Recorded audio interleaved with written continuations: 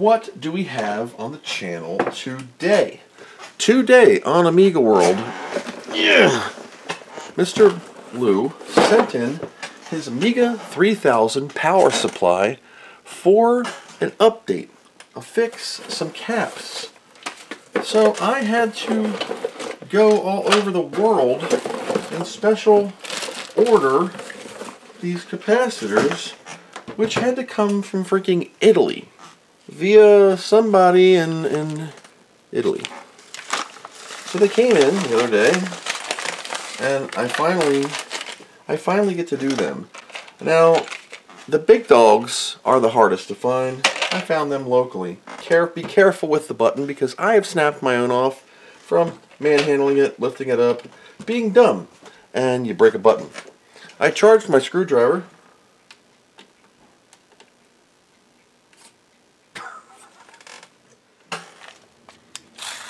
Skill, no F's given. I will undo the fan. Oh, she's crusty. There's a ground log right here, which I'm just going to use some pliers. And you can see in here, it's crusty. This will just pull up, and the whole assembly comes out. There's two screws in the front, right here, where we will remove the button. That way you can get access to the screws. They look like M3s. Pull the whole switch assembly out. If you're going to hot tank this, you want to have this out of the way, because, you know, you don't want that getting soaking wet. And what you want to look for on this is signs of burn. There's 3 pins at the bottom that get excessively hot because that's a main wire that comes in here, and lo and behold, this is telltale signs of capacitor overload on your 3000. Right there. That's not flux, that's like melty burn. We're going to be addressing that. I have 3 caps on this board, and I have to take the whole unit out.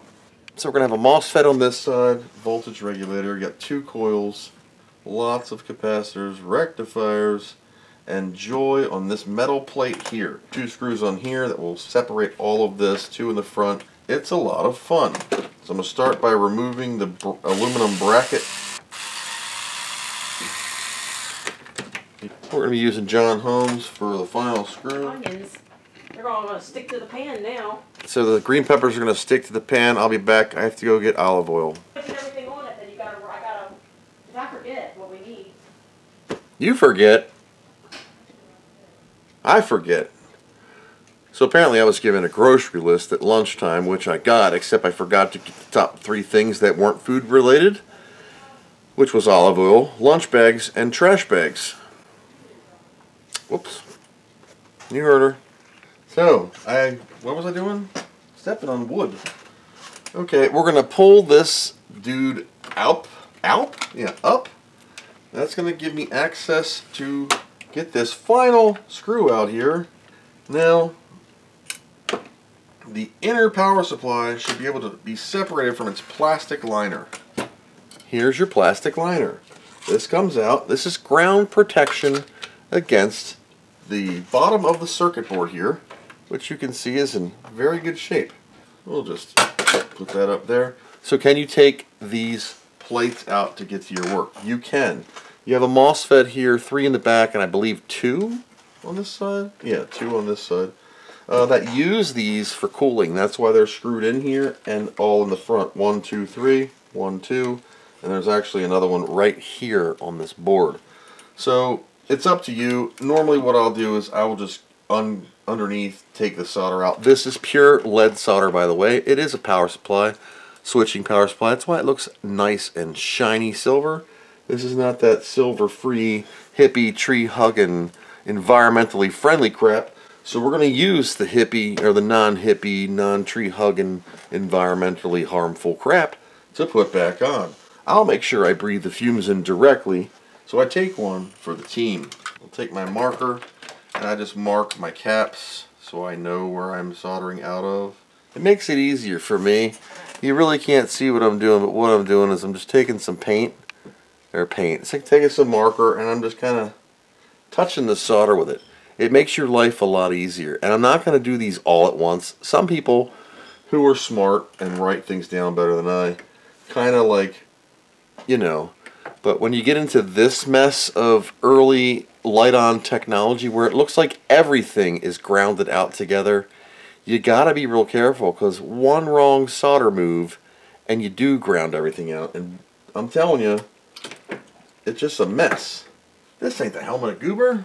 Where's the helmet of Goober? I've been wearing the wrong hat. What? Dill pickles, dill pickles, dill pickles don't go with tiny things. Dill pickles, dill pickles. Get on here. Dill pickles don't. Shit. Okay. So I'm going to put together my pieces so I don't lose them. They all have these little plastic bushing things on them, except for one. We're going to be using the ancient solder de-sucker upper tool because it has big volume. I need to remove 2 solder points right here to get the aluminum shielding off. That lets me get to the board itself.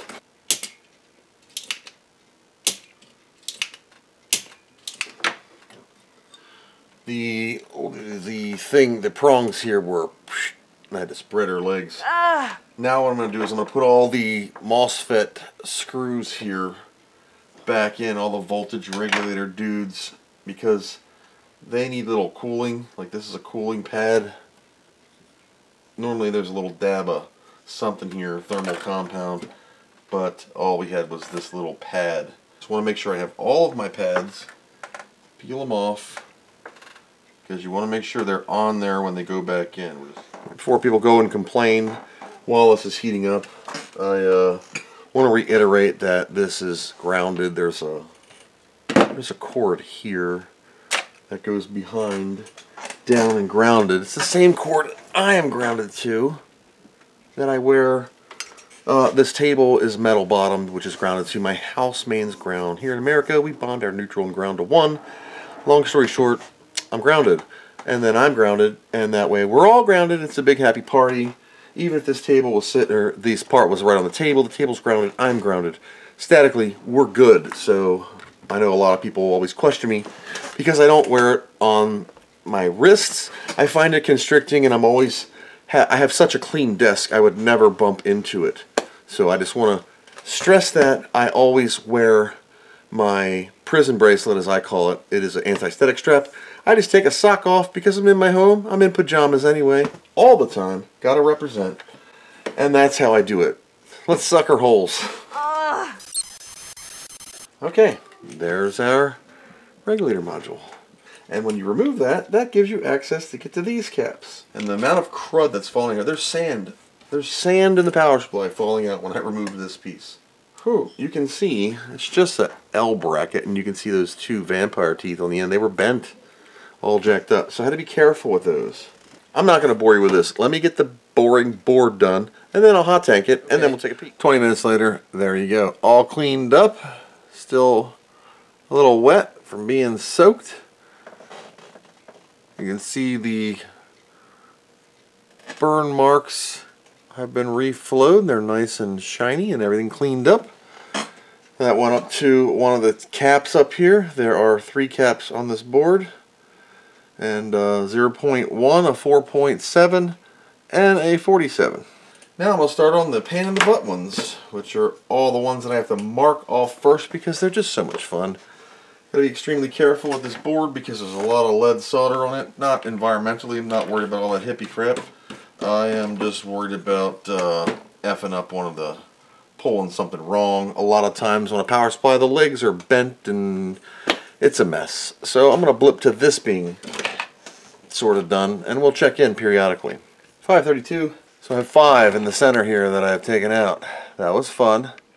1, 2, 3, 4, 5. The black mark is the negative, so you know which way to put your negatives. Somebody just let a big burp upstairs. I'm leaving that. Alright, there we go. 1, recapped power supply. Alright, dinner's ready. I'm going to go make a taco bowl or burrito bowl. I'll be back in a minute. 5:44 p.m. Please note the time on Omnibot's clock, 9:36 p.m. All new capacitors. The board is back on.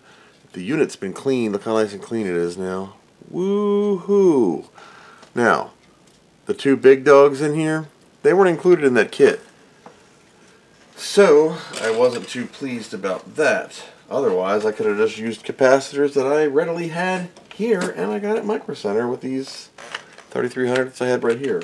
And I have a whole box of the other ones that I could have used. So I waited weeks for capacitors from Italy. They were no better than caps that I could have got down the street. 9:49 p.m. Bar is on. Little pad dudes are in. This screw is shorter so it doesn't run into the coil. That's clean and recapped. And I'll work on the rest tomorrow. See you in a second. Howdy y'all, welcome back. It's the next day. And I've washed out the plastics and all that goodness from the power supply. And, you know, fan and oh goodness, everything's cool. There was some slight staining. You can barely see it on the bottom. A little bit here and right there, and a little booger dookie line right there. But that's on the bottom. This is the side that counts. Power supply sits right in here. You can see where one of the screws was put in was the wrong screw or no screw. You gotta make sure you got it elevated so it's off the ground. You put these screws in to hold it back up. And this plate protects this against grounding out.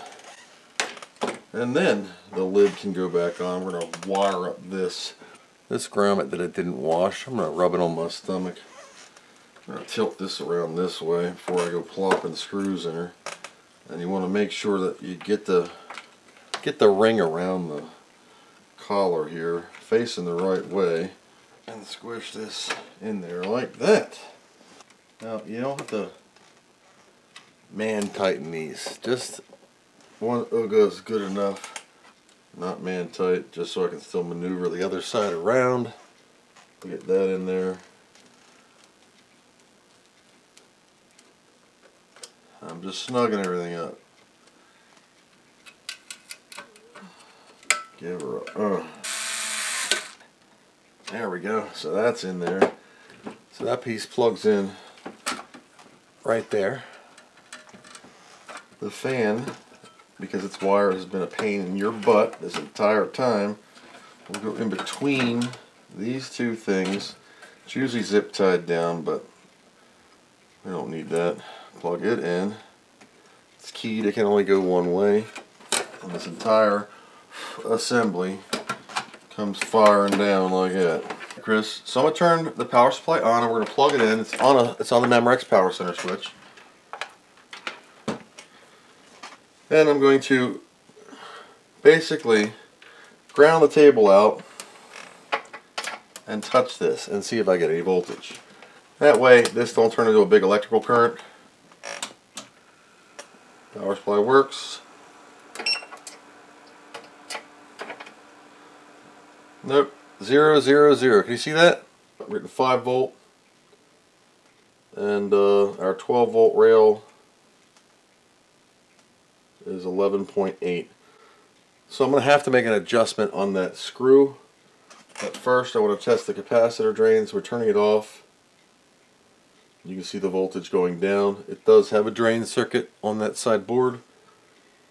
7, 6, 5, 4, 3, 2, 1. That'll go to nothing. I'm going to do something that you should not do if you have no idea what you're doing. If you don't know what you're doing, put all this back together before you turn it on. This contains components that can severely hurt you and possibly even kill you if you are stupid and go poking around here with screwdrivers. The point I'm trying to make is you can't fix stupid. This is totally safe if you know what you're doing. I am not grounding myself out, as I said before. Now, an electrician's screwdriver, something with an isolated handle like this. This is all rubber. Rubber. I'll go in here and adjust this as needed. 7, 7. Oop, wrong way.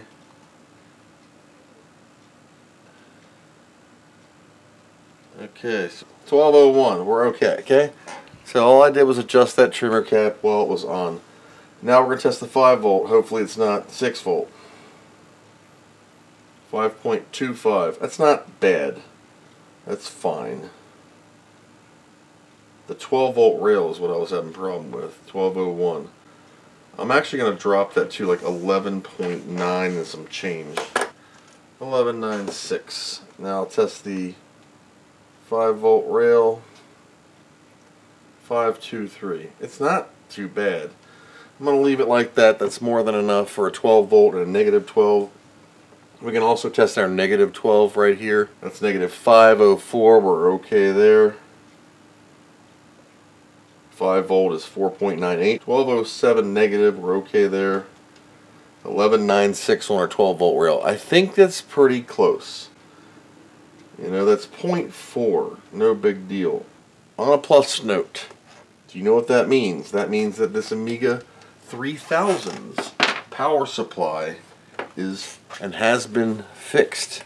So Mr. Lewis can put it back in his 3000 knowing that it's been recapped, cleaned, fanned, and everything is good. Now coils and stuff, of course, they're going to be old and, you know, they are what they are. But the unit itself, it's been freshened up, it's washed out, everything's clean.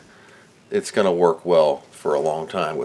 So that is the recapping of an Amiga 3000 power supply. Now your 4000 is going to be a lot easier because there's not as many. There's only 6 wires on here, not, you know, 18. And of course the Amiga 500 is super simple, 5, 6, and your 2000s are going to be pretty simple also. 2000 is almost as identical as this. It's based off of an AT style power supply, almost like a P8 and P9 connector. Almost. It's not, but almost. So it's very similar with the capacitor crowded area. The others are a piece of cake. So that's all I got for now. Thank you for coming along on this journey. And until next time, thanks for watching, and I hope you learned something.